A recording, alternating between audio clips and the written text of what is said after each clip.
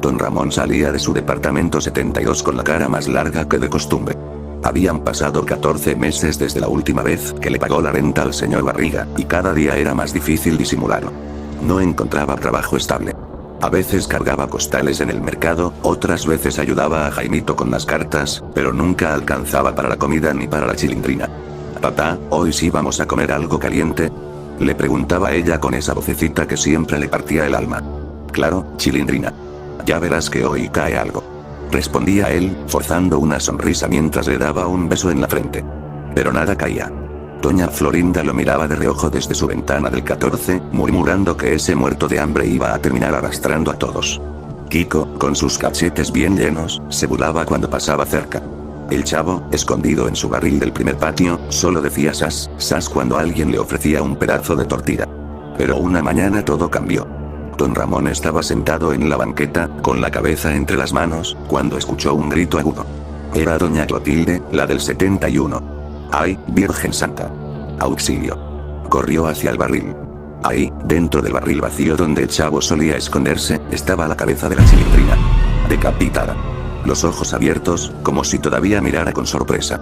La sangre había corrido por la madera y formado un charco oscuro abajo. Don Ramón se quedó congelado. No gritó. Solo se acercó tambaleando, como si el mundo se hubiera detenido. Tocó la mejilla fría de su hija y un sonido gutural salió de su garganta. No era llanto. Era algo peor. ¿Quién? ¿Quién hizo esto?, murmuró con voz ronca. Los vecinos empezaron a rodearlo. El profesor Girafales acababa de llegar con su ramo de flores para doña Florinda y se quedó pálido. Don Ramón, por Dios, empezó a decir, pero no encontró palabras. El señor Barriga, que había venido a cobrar como cada semana, se quitó los lentes, visiblemente afectado. Esto no puede estar pasando aquí. Don Ramón no escuchaba a nadie.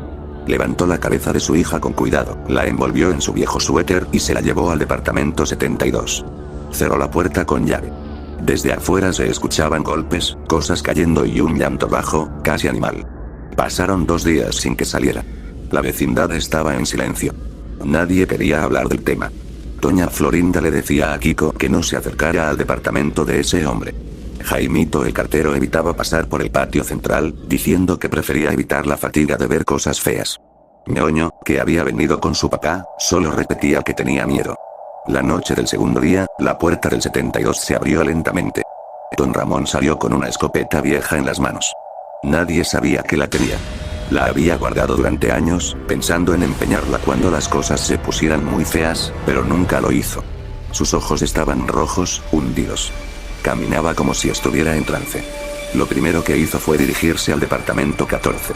Doña Florinda abrió la puerta y apenas tuvo tiempo de gritar cuando el primer disparo retumbó en toda la vecindad. Kiko intentó correr, pero el segundo disparo lo alcanzó.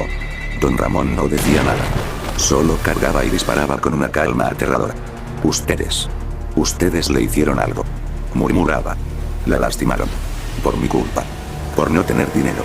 El chavo, que estaba escondido detrás del barril, empezó a temblar. Le dio la garrotera completa. Cuerpo rígido, ojos en blanco, sin poder hablar. Solo emitía un débil pipi que nadie escuchó. Doña Clotilde trató de esconderse con su perro Satanás, pero don Ramón la encontró junto a la fuente. Bruja. Tú siempre la mirabas feo, gritó antes de disparar. Jaimito el cartero, que bajaba las escaleras de su departamento 23, recibió un tiro en la pierna y cayó dorado. Intentó arrastrarse diciendo no. Prefiero evitar la fatiga. Pero el siguiente disparo lo silenció para siempre. El patio quedó en silencio. Solo se escuchaba el eco de los tiros rebotando en las paredes de la vecindad. Don Ramón se sentó, frente al barril donde todo había empezado. Cargó la escopeta por última vez y se la puso bajo la barbilla. Perdóname, chilindrina. Ya no vas a sufrir más por mi culpa. El disparo final resonó en toda la vecindad. Después de eso, el patio central quedó en un silencio pesado, roto solo por el goteo lejano de la fuente. La sangre corría entre las piedras del piso, mezclándose con el polvo. Don Ramón yacía recostado contra el barril, con la escopeta todavía entre las manos y un hueco oscuro bajo la barbilla. Sus ojos, por primera vez en mucho tiempo, parecían tranquilos. Nadie más se movía. Doña Florinda y Kiko estaban tirados cerca de la puerta del 14. Doña Clotilde y su perro Satanás formaban un bulto junto a la lavandería. Jaimito el cartero quedó a mitad de las escaleras, con su bolso de cartas regado. El chavo seguía rígido detrás del barril, en plena garrotera, sin poder ni llorar. Todo había terminado. Pero la vecindad guardaba un secreto que nadie imaginaba. Una noche, antes de la muerte de la Chilindrina, don Ramón había tenido uno de sus episodios de sonambulismo. El estrés de los 14 meses sin pagar renta, la falta de trabajo y la culpa de no poder darle una vida decente a su hija lo habían consumido por completo. En sueños, una idea retorcida se había apoderado de él. Si la mato, ya no sufrirá más hambre. Ya no pasará vergüenza por mi culpa. Caminando dormido, había entrado a la habitación. La Chilindrina dormía en su cama. Don Ramón tomó un cuchillo grande de la cocina y, sin despertarse, hizo lo que su mente enferma creía que era un acto de amor. Decapitó a su propia hija con movimientos fríos y precisos. Después envolvió la cabeza con cuidado, como si fuera algo precioso, y salió al patio. El chavo estaba dormido dentro del departamento 8, en el otro patio. Don Ramón se acercó al barril vacío del primer patio y dejó la cabeza de la Chilindrina adentro. Se quedó un momento mirando la madera oscura y murmuró con voz suave, casi cariñosa. Aquí está tu desayuno, chavito. Para que no pases hambre tú tampoco. Yo voy a cuidar de ti. Como no pude cuidar de ella. Luego regresó a su departamento, todavía dormido, se acostó y no recordó nada al despertar. Por eso, cuando encontró la cabeza en el barril, su mente rota asumió que alguien más la había matado. El estrés, el dolor y la culpa transformaron esa idea en una obsesión. Los vecinos eran los culpables.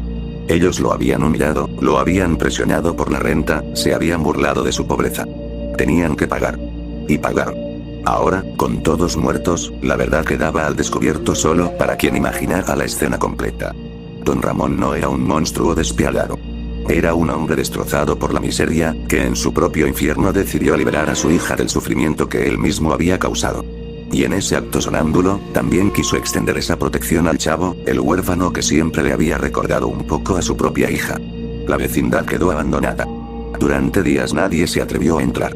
Cuando finalmente llegaron las autoridades, encontraron el horror tal como quedó.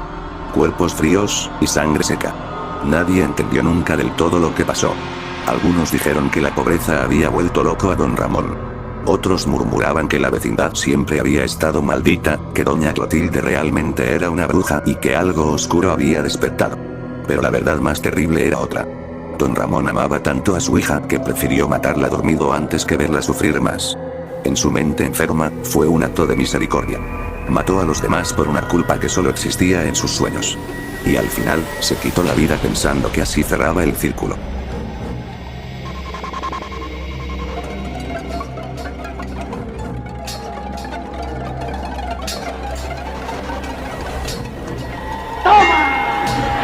Te doy otra más porque presta para que te